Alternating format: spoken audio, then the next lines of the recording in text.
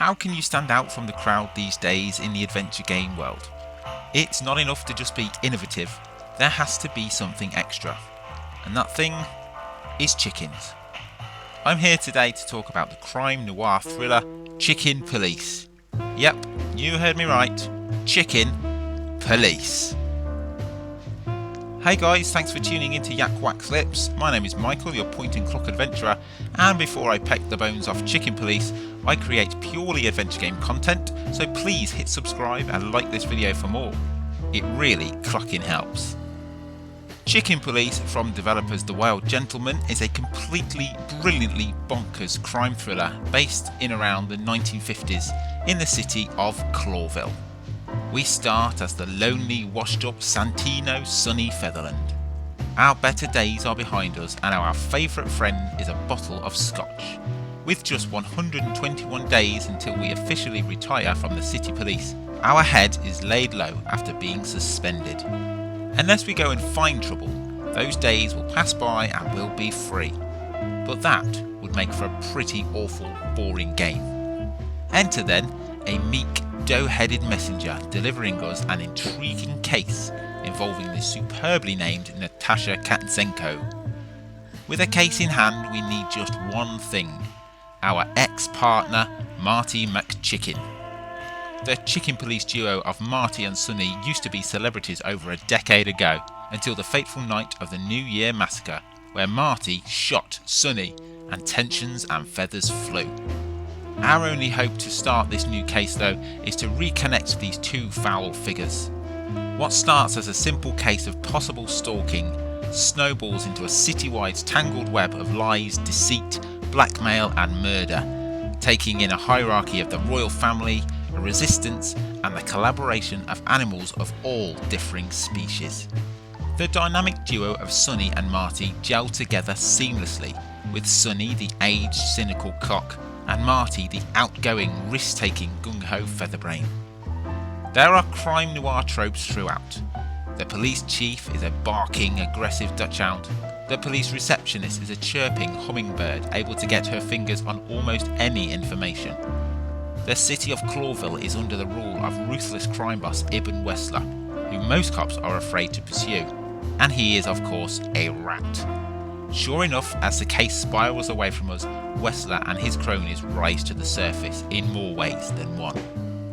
James Ellroy, writer of excellent pulp fiction such as LA Confidential and The Black Dahlia, is an obvious reference and the plot wouldn't feel out of place in his world.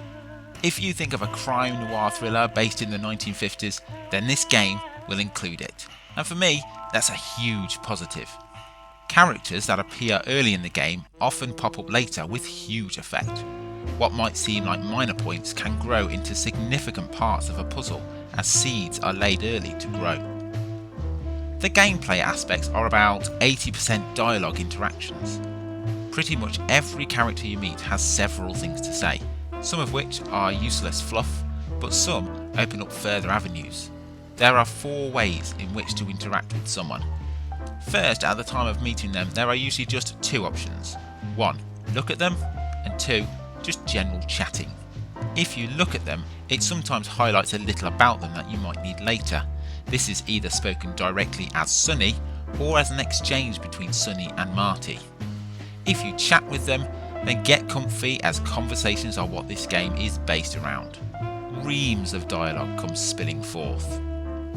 After a while, you get the chance for some characters to ask them specific questions about either the case, maybe an item you have, or another character. Finally, after all these have been exhausted, if the character seems important to the case, you get the chance to directly question them. Now here's where you need to use your wits, as you ask the wrong question and the animal, will trust you less and not give you the answers that you need. It really feels like you're a detective, and the game here truly did make me feel uneasy. Once you've gone through the questioning, you get a score on how well you did. The dialogue is constant, but there is an option to pause after every line, or for the line to be replayed in case you missed it. I though kept it on continuous as it flowed really well, and it kept me from constantly clicking the mouse button. All these interactions are kept in a handy detective notebook, which is accessible from the top right of the screen. everything from characters you meet or even hear about, locations you visit, and a steady stream of clues are included. It even has a codex which fleshes out the world significantly. A short sentence that someone says possibly about the history of the town, or maybe the general information of the ruling king, etc. It's all documented here. If you wanted to learn more about the life of these guys and the world that they inhabit, you could read pages and pages. Also accessible from the top is our inventory. We only pick up about a dozen things throughout the entire game, and you can't actively use them on things. For example, there's a business card that you pick up, and the card can only be used in conversations. It can't be used with things, as we try to decipher the initials that are on it, and once it has been deciphered, it's discarded. Finally, from the same menu we have a map.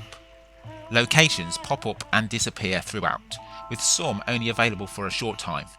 We can travel to some of them to move the story along, but others we don't necessarily need to visit. However, if you're a completionist, these will be visited to fill up your notebook if you wish.